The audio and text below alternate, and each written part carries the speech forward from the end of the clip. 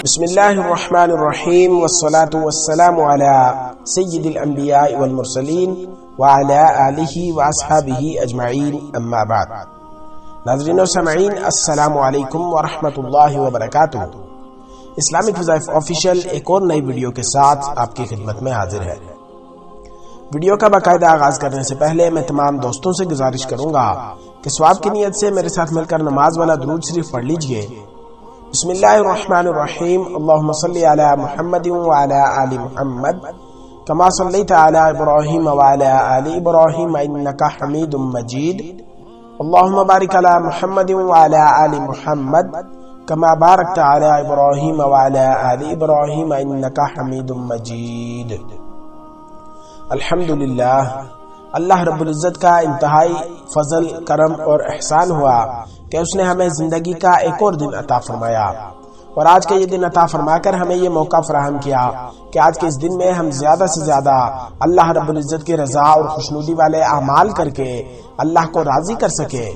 اور اس کے ساتھ ساتھ اپنی کی گئی غلطیوں، کوتاہیوں اور نافرمانیوں پر نادم اور شرمندہ ہو کر توبہ و استغفار کر کے اپنے گناہوں کی معافی حاصل کر کے دونوں جہانوں میں کامیابی حاصل کر سکے۔ اللہ پاک سے دعا ہے کہ اللہ پاک آج کے اس دن میں ہمیں ہر کام، ہر مقصد میں خصوصی طور پر کامیابی عطا فرمائے، اور اس کے ساتھ ساتھ آج کے اس دن میں ہمیں ہر قسم کی پریشانی، مشکل اور آزمائش سے اللہ رب العزت محفوظ فرمائے، آمین۔ ناظرین، آج کی اس ویڈیو میں ان تمام بہن بھائیوں کے لیے ایک ایسا خاص اور مختصر عمل لے کر حاضر ہوا ہوں کہ جن کا یہ کہنا ہے کہ دعائیں مانگنے کے باوجود بھی ان کی دعائیں قبول نہیں ہوتی۔ اکثر ہم میں سے ایسے بھی مسلمان بہن بھائی ہیں، ہم سب ایسے ہی ہیں کہ ہم اللہ سے مانگتے ہیں لیکن ہماری دعائیں قبول ہوتی ہوئی ہمیں دکھائی نہیں دیتی۔ اس کی سب سے بڑی اور سب سے بنیادی وجہ یہ ہے کہ ہمیں دعائیں مانگنے کا ڈھنگ اور طریقہ نہیں آتا۔ ہم اللہ سے مانگ تو رہے ہوتے ہیں لیکن ہمارا دل و دماغ کہیں اور ہوتا ہے، جس کی وجہ سے ہمیں غافل اور ہم غفلت والی دعا مانگتے ہیں، جس کے بارے میں حدیث میں آیا ہے کہ غافل دلوں کی دعاؤں کو اللہ پاک قبول نہیں فرماتے۔ آج کی اس ویڈیو میں آپ کے لیے حضرت خضر علیہ السلام کی بتایا گئی ایک ایسی نماز جس کے بارے میں کہا جاتا ہے کہ یہ نماز حاجت ہے، کہ جس کے پڑھنے کے بعد انسان کی ہزار حاجات کو اللہ رب العزت پورا فرما دیتے ہیں۔ جو شخص یقین کامل کے ساتھ اس عمل کو کرے اور اس کے بعد اللہ رب العزت کے حضور اپنی پریشانیوں، اپنی محتاجیوں، مشکلات کو اللہ کے سامنے پیش کرے تو اللہ پاک اس کی دعا کو اس کے حق میں قبول فرما کر اس کی تمام تر پریشانیوں، مشکلات اور حاجات کو پورا فرماتے ہیں اور ہر مقصد میں اسے کامیابی عطا فرماتے ہیں۔ یہ نہایت ہی مجرب اور آزمودہ عمل ہے، اور اس عمل کے کرنے کی اجازت عام ہے، اس لیے آپ میں سے جو بھی احباب اس عمل کو کرنا چاہ رہے ہیں، آپ کو ہم سے اجازت لینے کی ضرورت نہیں ہے۔ آپ نے کرنا صرف یہ ہے کہ ویڈیو کے نیچے کمنٹ باکس میں اپنا نام تحریر کر دینا ہے۔ اس سے یہ ہوگا کہ ہمیں پتہ چل جائے گا کہ فلاں دن سے آپ نے اس عمل کو سٹارٹ کیا ہے، اور ہم آپ کے لیے انشاءاللہ اس عمل میں کامیابی کے لیے خصوصی طور پر دعا کر سکیں گے۔ میرے ایسے تمام بہن بھائی جو کہ دل میں کوئی حاجت، کوئی ضرورت یا کوئی تمنا لیے بیٹھے ہیں اور اللہ رب العزت سے اس حاجت، اس تمنا اور اس مراد کے پورا ہونے کے لیے دعا کرتے رہتے ہیں لیکن ان کی دعا قبول نہیں ہوتی، تو ان تمام بہن بھائیوں کے لیے بہت ہی خاص عمل ہے۔ آپ نے کرنا یہ ہے کہ اس عمل کو جمعرات کی رات، جمعرات اور جمعہ کی درمیانی شب، جمعرات کی رات نماز عشاء ادا کرنے کے بعد، جب نماز عشاء ادا کرنے کے بعد رات شروع ہو جائے تو اس وقت آپ نے اس عمل کو کرنا ہے۔ اور اس عمل کے کرنے سے پہلے جو ضروری باتیں ہیں وہ یہ ہے کہ آپ نے تازہ غسل کرنا ہے۔ اس عمل کے کرنے کے لیے غسل کرنا ضروری ہے، اور اس کے ساتھ ساتھ غسل کرنے کے بعد آپ نے صاف ستھرا اور دھلا ہوا یعنی نیا لباس پہننا ہے۔ جو لباس آپ نے پہنا ہوا ہے وہ نہیں، بلکہ غسل کرنے کے بعد کوئی دوسرا لباس جو کہ اسی وقت آپ نے پہنا ہو۔ اس عمل کے کرنے کے لیے یہ دو بنیادی باتیں ضروری ہے۔ ایک یہ کہ آپ نے تازہ غسل اسی وقت کا غسل کرنا ہے، اور پھر آپ نے کپڑے بھی اسی وقت پہننے ہیں۔ یہ کر لینے کے بعد آپ نے اب جائے نماز بچھانی ہے، اور ایسی جگہ پر کوشش کریں کہ عمل کریں کہ جہاں پر دوران عمل آپ کو کوئی ڈسٹرب کرنے والا نہ ہو۔ جائے نماز بچھا کر آپ نے 2 رکعت نماز نفل صلاۃ الحاجت کی نیت سے نماز شروع کرنی ہے۔ سبحانک اللہ الحمدللہ پڑھنے کے بعد پہلی رکعت میں سورہ فاتحہ یعنی الحمدللہ پڑھنے کے بعد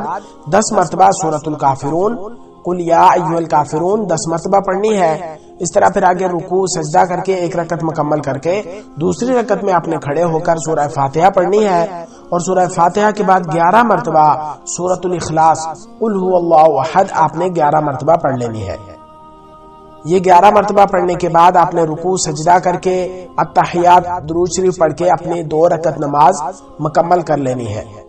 اب نماز مکمل کر لینے کے بعد آپ نے سر سجدے میں رکھ کر 10 مرتبہ درود ابراہیمی نماز میں پڑھا جانے والا درود شریف جو کہ بڑا درود شریف ہے 10 مرتبہ آپ نے درود ابراہیمی پڑھنا ہے۔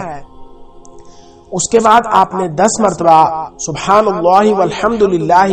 ولا الہ الا اللہ واللہ اکبر ولا حول ولا قوت الا باللہ العلی العظیم 10 مرتبہ تیسرا کلمہ پڑھنا ہے۔ یہ بھی مکمل ہونے کے بعد پھر آپ نے 10 مرتبہ ربنا آتنا فی الدنیا حسنہ وفی الآخرۃ حسنہ وقنا عذاب النار یہ بھی 10 مرتبہ حالت سجدہ میں ہی پڑھنا ہے۔ جب یہ تینوں تسبیحات 10 مکمل ہو جائے یعنی حالت سجدہ میں 10 مرتبہ درود شریف 10 مرتبہ تیسرا کلمہ اور 10 مرتبہ ربنا آتنا فی الدنیا، یہ جب تینوں مکمل ہو جائے تو اس کے بعد آپ کی جو حاجت ہے، جو مین مقصد ہے، جس مقصد کے لیے آپ نے اس عمل کو کیا ہے، اس مقصد اس حاجت کے لیے حالت سجدہ میں ہی اللہ رب العزت سے آپ نے دعا کرنی ہے۔ حالت سجدہ میں یہ عمل کرنے سے آپ کو یہ فائدہ ہوگا کہ حدیث میں آیا ہے کہ انسان اللہ رب العزت کے سب سے زیادہ قریب حالت سجدہ میں ہوتا ہے۔ تو جب انسان حالت سجدہ میں ہو اور حالت سجدہ میں ہونے کی وجہ سے اللہ کے سب سے زیادہ قریب ہو تو اس وقت جب انسان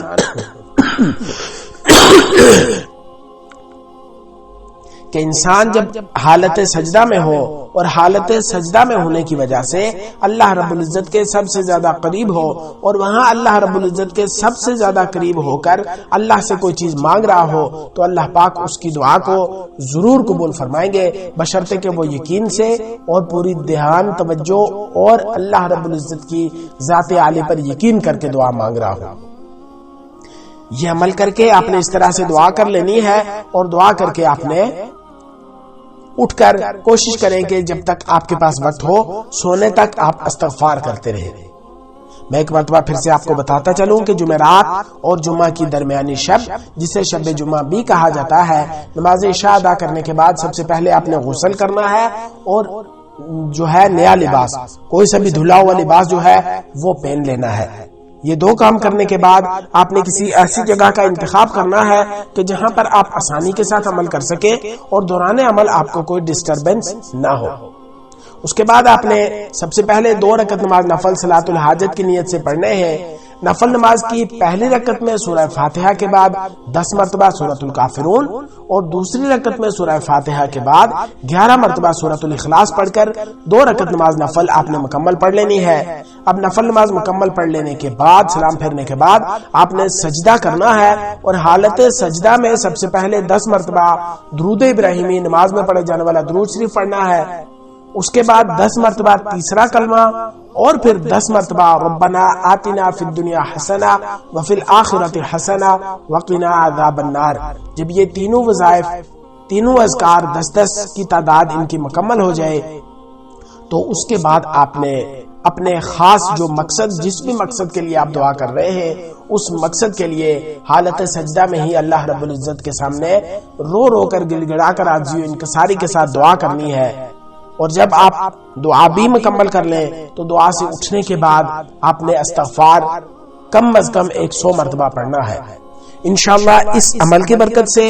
اس مبارک رات کی برکت سے، جس کی بہت زیادہ فضیلت احادیث میں آئی ہے، اور یہ عمل جو کہ حضرت خضر علیہ السلام کا بتایا ہوا خاص عمل ہے، جس کے بارے میں بزرگوں کا یہ کہنا ہے کہ اس عمل کی برکت سے 1000 حاجات پوری ہو سکتی ہیں، بشرطے کہ انسان یقین کامل کے ساتھ کرے۔ امید ہے آپ کو ہماری آج کی یہ ویڈیو بھی پسند آئی ہوگی۔ آپ سے گزارش ہے کہ صدقہ جاریہ کی نیت سے اس ویڈیو کو زیادہ سے زیادہ شیئر کریں تاکہ آپ کی فرینڈ لسٹ میں موجود دوسرے مسلمان دوست احباب بھی اس سے مستفید ہو سکے اور ان کی دعاؤں میں آپ کو بھی پورا حصہ مل سکے۔ انشاءاللہ بہت جلد ایک نئی ویڈیو اور ایک نئے عمل کے ساتھ آپ کی خدمت میں حاضر ہوں گا۔ اپنا بہت سارا خیال رکھیے گا، دعاؤں میں ہمیں ضرور یاد رکھیے گا۔ اللہ حافظ۔ السلام علیکم ورحمۃ اللہ وبرکاتہ۔